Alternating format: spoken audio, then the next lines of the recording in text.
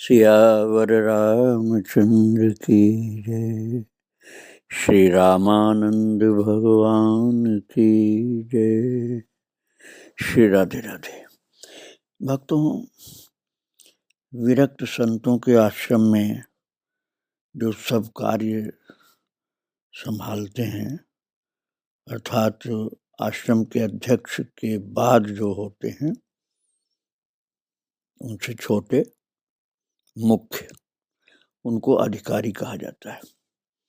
अधिकारी जी, और उनसे बड़े महंत जी होते हैं।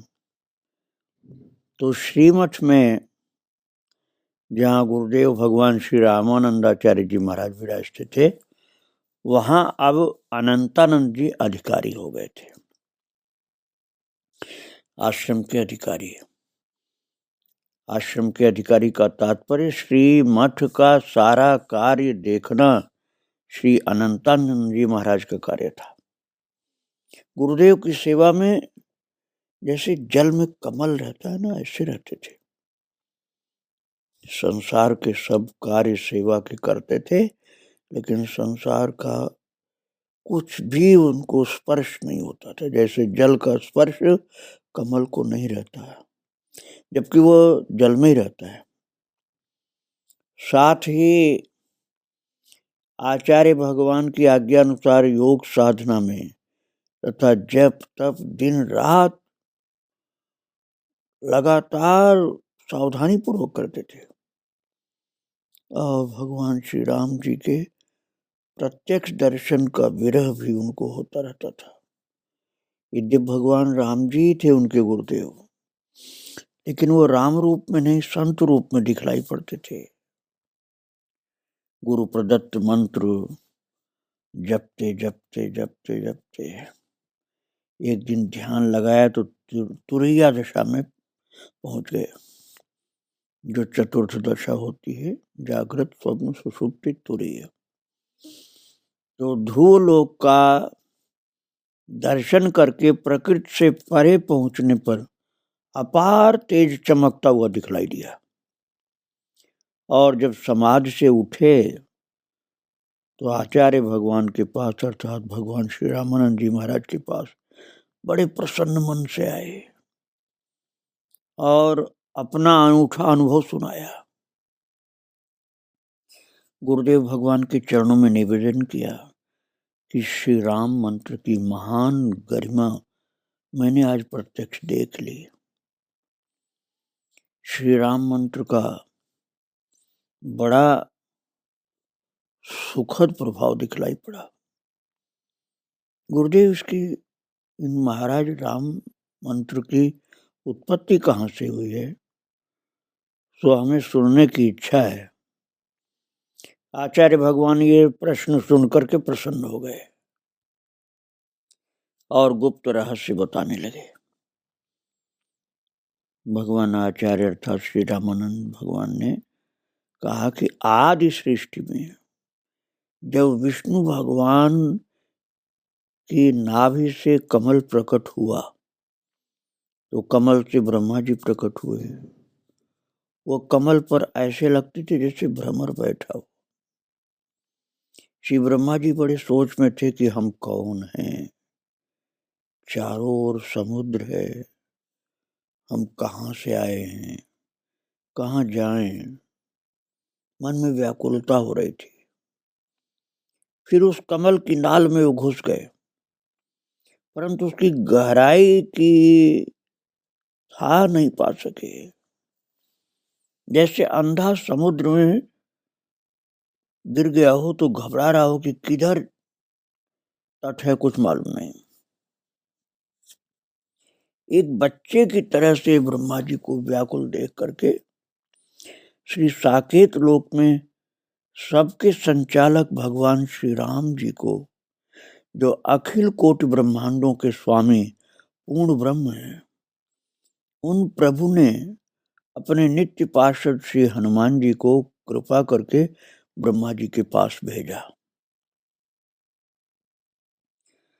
और भक्तों, दिव्य विष्णु चतुर्भुज पार्षद रूप में हनुमान जी आए।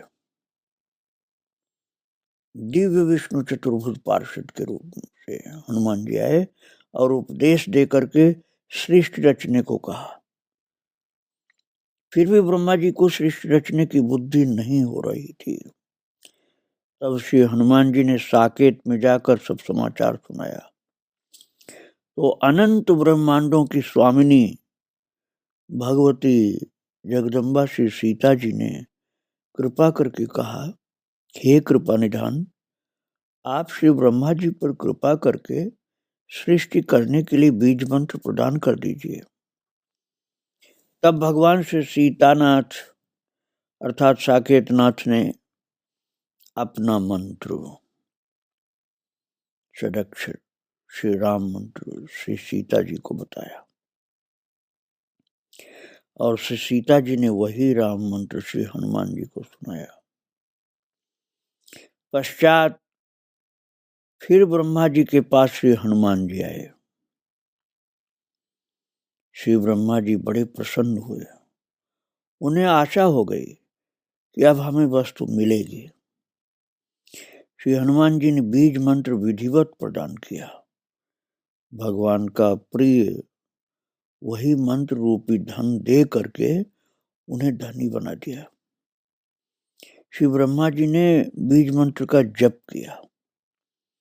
उसी से उन्हें सृष्टि रचने की शक्ति मिली और दिव्य बुद्धि प्राप्त हुई।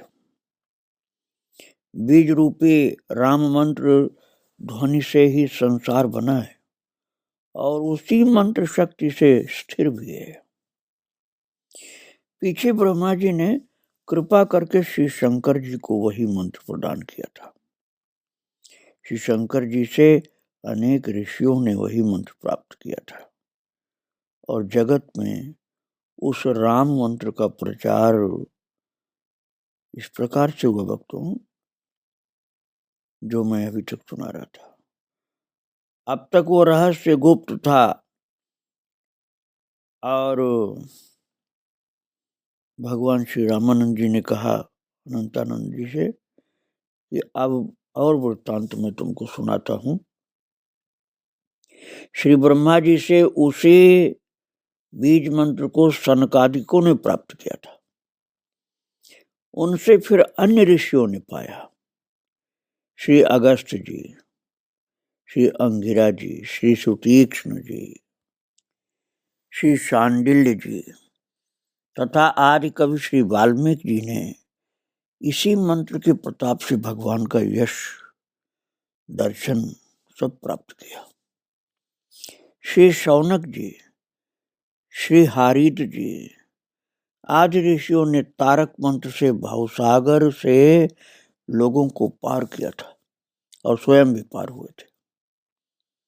ऐसे ऋषियों ने मंत्र रूपी अमृत से जगत पावन किया। सतयुग, त्रेता युग तथा द्वापर युग के अनेक ऋषि इसी मंत्र से पूर्णता को प्राप्त हुए थे।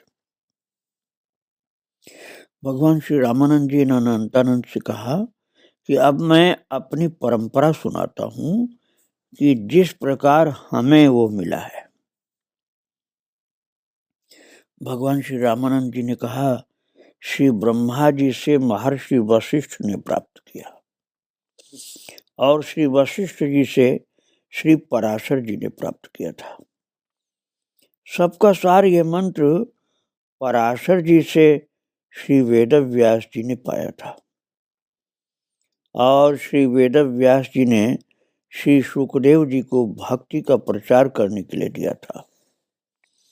इसके पश्चात श्री सुखदेव जी से महर्षि बोधायन पुरुषोत्तमाचार्य जी ने प्राप्त किया था और श्री बोधायन जी से श्री गंगाधराचार्य जी प्राप्त किए और गंगाधराचार्य जी से श्री सदाचार्य जी ने तथा श्री सदाचार्य जी से श्री रामेश्वराचार्य जी ने और श्री रामेश्वराचार्य जी से श्री द्वारानंदाचार्य जी ने, श्री द्वारानंदाचार्य जी से श्री देवानंदाचार्य जी ने और श्री देवानंदाचार्य जी से यतिराज श्री श्यामानंदाचार्य जी ने और श्यामानंदाचार्य से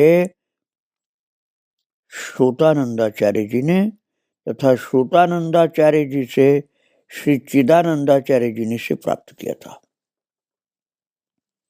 श्री चिदानंदाचार्य जी से श्री पूर्णानंदाचार्य जी ने तथा श्री पूर्णानंदाचार्य जी से श्री श्रीयानंदाचार्य जी ने और श्री श्रीयानंदाचार्य जी से श्री हरियानंदाचार्य जी ने, श्री श्रीयानंदाचार्य जी से श्री हरियानंदाचार्य जी ने और श्री हरियानंदाचार्य जी से श्री राघवानंदाचार्य जी ने इस मंत्र को प्राप्त किया।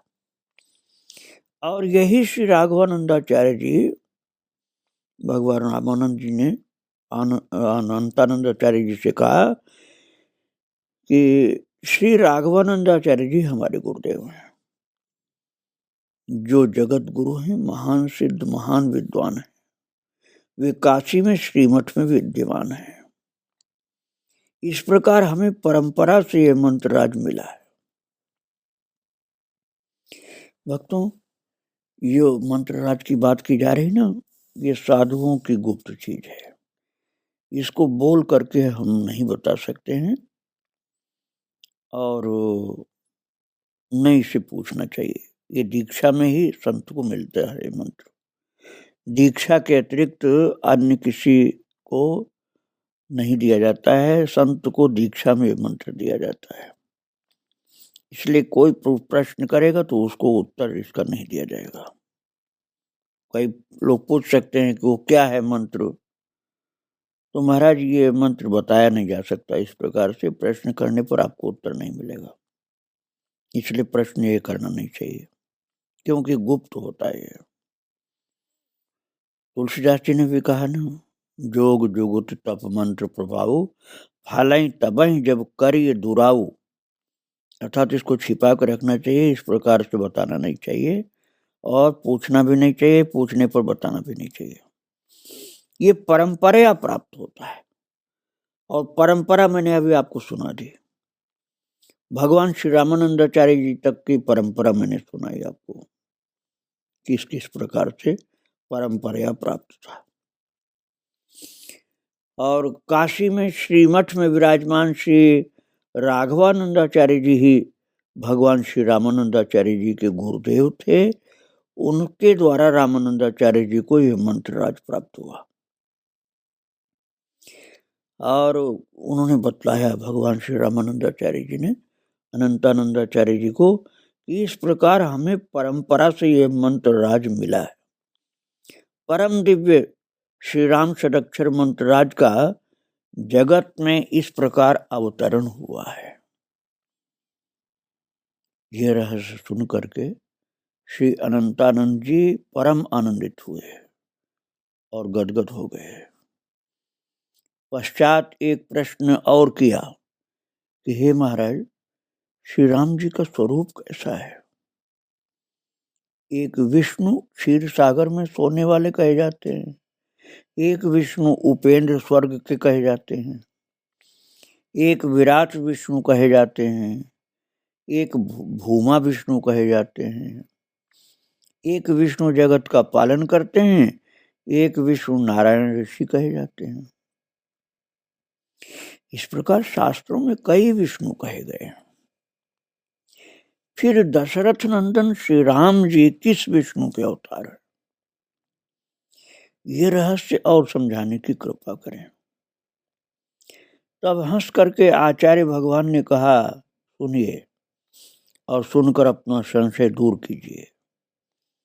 जिस समय दिव्य रूप धारण करके सतयुग में करदम ऋषि और देवहूति आकाश में विमान में बैठकर विचर रहे थे, उस समय अनादि ब्रह्म और अनादि महाशक्ति की झलक उनके रूप में दिख पड़ी।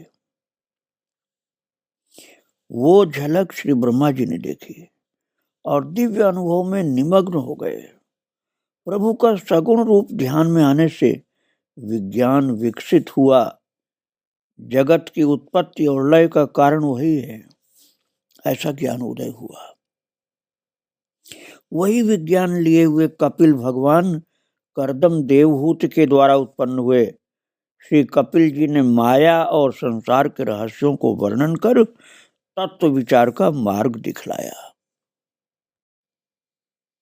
भक्तों, महाराज श्री रामानंदाचार्य जी अनंतानंद जी को बता रहे हैं कि श्री कपिल जी ने अपनी माता देवहूति को वो ज्ञान सिखाया था। कर्म जाल और जगत जाल नष्ट करने वाला वो ज्ञान था। देवहूति जी ने वो ज्ञान हृदय में धारण कर लिया और पिता आदि मनु जी को वो ज्ञान सुनाया था। वही ज्ञान प्राप्त करके परम विज्ञानी श्री मनु जी ने विचार किया कि जगत के संचालक ब्रह्म का दूसरा संचालक और कोई भी है क्या? तो जगत को संचालन करने वाले तो ब्रह्मा जी हैं, और ब्रह्मा जी का संचालक कौन है? ये मनु जी सोचने लगे। तो मनु जी ने निश्चय किया कि तपस्या करके परात्पर आदि प्रेरक प्रभु पूर्ण ब्रह्म का शक्ति सहित दर्शन करें। तब नैमिषारण्य में जाकर मनु जी ने शत्रुपा महारानी के सहित अपार तप किया। भक्तों, ये चरित्र रामचरितमानस में भी तुलसीदास जी ने लिखा है, और उसके पहले भगवान श्री रामानंद जी ने अनंतानंद को सुनाया था। तुलसीदास जी ने बाद में लिखा।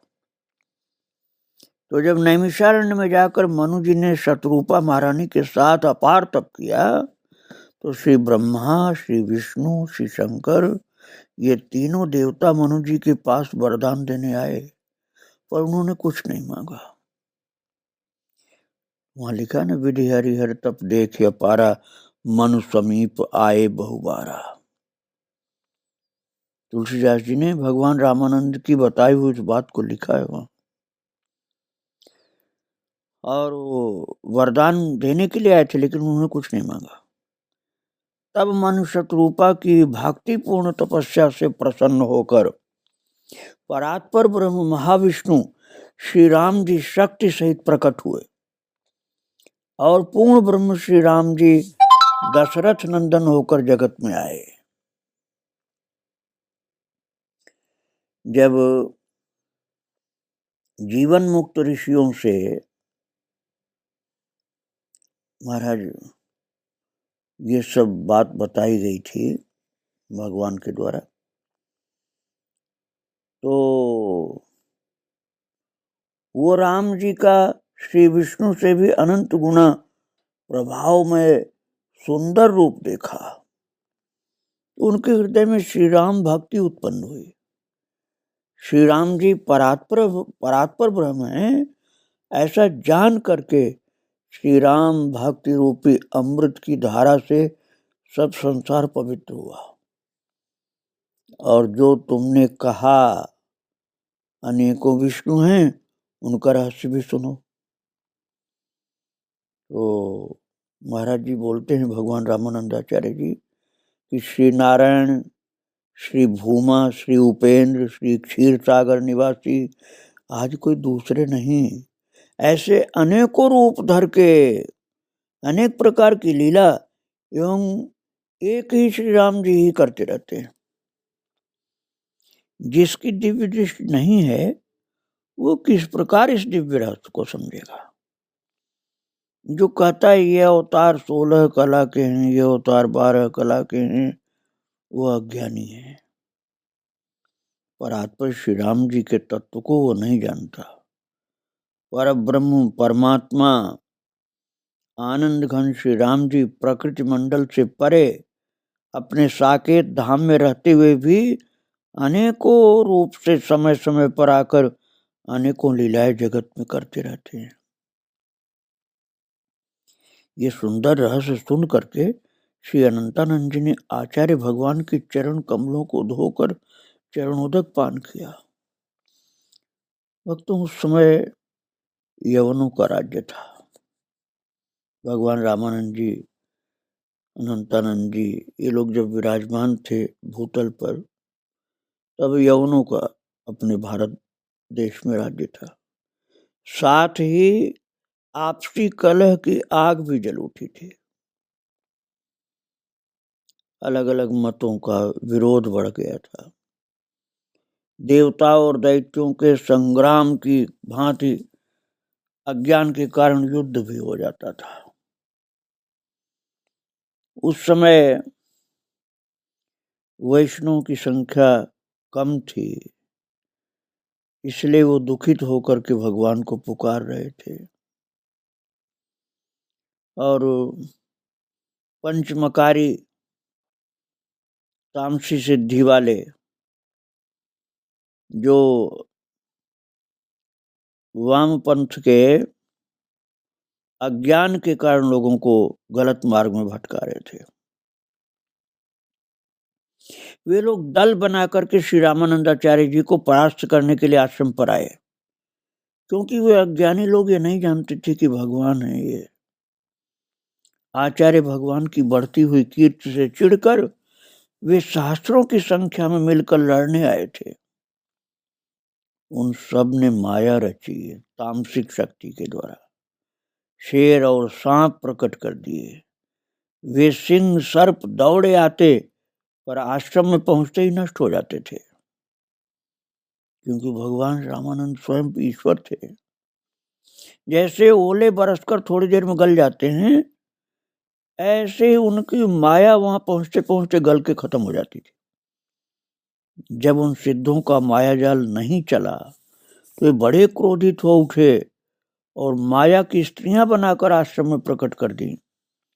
फिर उनमें से कुछ दौड़ते हुए काशी में जाकर निंदा करने लगे कि रामानंद के आश्रम में स्त्रियां रहती, चलो हम प्रत्यक्ष दिखा दें। और ऐसे कहकर लोगों को एकत्रित कर लाए। बड़ी भीड़ आश्रम में हो गई। बड़ा हो हल्ला सुनकर आचार्य भगवान भीतर से निकल आए, क्योंकि वो नेत्र बंद किए हुए बैठे थे। अब हल्ला सुनाई पड़ा तो निकले भगवान रामानंद जी और आकाश में स्थिर हो गए। अधर में अर्थात आकाश में जाकर के भगवान श्री रामानंदाचार्य जी स्थिर हो गए। पद्मासन से बैठकर आकाश में बैठकर समाधि लगा ली। लोग कौतूहलवश आश्रम में घुसे, भगवान रामानंदाचार्य को आकाश में बैठे हुए देखा और आश्रम में माया से स्त्रियां जो तामसिक सिद्धि और लोगों ने भेजी थी, वो सब पत्थर की मूर्तियां हो गई महाराज। वो पत्थर की मूर्तियां हो गई तामसिक शक्ति से बनाई हुई जो स्त्रियां थी। और उन मूर्तियों को देखकर जनता उन सिद्धों को डांटने लगी, बहुत जोर से डांटने लगी जनता कि ये तुम लोगों की करनी देख लो, जो इन स्त्रियों को तुमने बनाया था पत्थर की हो गई। भगवान रामानंद तो आकाश में बैठे हुए हैं, तुम आचार्य भगवान की निंदा करने आए थे। ये तुम्हारी माया ही अब देख लो पत्थर बन के पड़ी हुई है। आचार्य भगवान सब प्रकार समर्थ थे, किंतु उन्होंने कोई बदला नहीं लिया। वे तामसी सिद्ध सब हार करके चल दिए, परंतु मन में हिंसा का भाव रखकर सोचने लगे कि आचार्य को मार डालने का कोई उपाय करें। फिर उसके बाद भगवान शिव जी के गण भैरव जी के साथ चले और जो भगवान रामानंद जी को मारने के लिए आए थे, भैरव जी ने उन्हीं सबको मार डाला। और बात यह, निरपराध लोगों को मारने के लिए तामसिक सिद्धि कैसी भी हो वो हार जाती है, और स्वयं प्रभु को मारने के लिए लोग चले थे। इसलिए भैरव जी ने लौट करके उन सिद्धों को ही दंड दिया और उन सब को मार करके खत्म कर दिया। भगवान शिव की आज्ञा थी कि इन सब तामसिक सिद्धियों वालों को मार डालो। ये भगवान रामानंद को मारने के लिए आए हैं, तो भैरव जी ने उनको खत्म कर दिया। आचार्य भगवान रामानंदाचार्य से वैर करने का फल उनको दे दिया। बिना कारण जो संतों को दुख देता रहता है ना, वो भगवान की अदृश्य प्रेरणा से स्वयं ही जल जाता है। और ये प्रत्यक्ष दिखला दिया प्रभु ने। भगवान की शक्ति तो भगवान के साथ ही रहती है, इसलिए उनका तो कोई कुछ कर नहीं सकता है, स्वयं अपना ही नाश कर लेता है। और वही किया इन अज्ञानी तमोगुणी सिद्ध लोगों ने। वो भगवान को मारने चले तो वो खुद ही मर गए। भैरव जी ने सबको खत्म कर दिया, क्योंकि भैरव जी तो भगवान शिव के आदेश से कार्य करते हैं, और शिव जी को तो सब पता ही था कि उन्हीं के आराध्य प्रभु श्री राम जी भगवान रामानंद बन के आए हैं। इसलिए शिव जी ने भैरव को भेज करके उन तमोगुणी सिद्धों को समाप्त करा दिया भक्तों। और फिर से जो विराजमान रहते थे, कुटिया गुफा बोलते थे, उस कुटिया की धुलाई सफाई हुई, भगवान के नाम का कीर्तन हुआ, और सबने प्रार्थना किया भगवान रामानंदाचार्य जी से कि महाराज जी, तमोगुणी लोग यहाँ से भाग गए हैं, उसको पवित्र कर दिया गया, आप वहीं विराजिए। तब भगवान रामानंदाचार्य जी अपनी कुटी में, अपने कक्ष में विराजमान हुए, और सब ने प्रभु का गुणगान किया, नाम का कीर्तन किया, चरणों में प्रणाम किया। भगवान शिव जी प्रसन्न हो गए और बहुत भाव से शिव जी ने पुष्प वर्षा की, देवताओं ने पुष्प वर्षा की। भगवान श्री रामानंदाचार्य जी के और चरित्र में आपको सुनाऊंगा। फिर आज महाराज जी को प्रणाम करके ही विराम दे रहा हूँ। श्री राधे राधे, जय श्री राधे राधे। सियावर रामचंद्र की जय, श्री रामानंद भगवान की जय।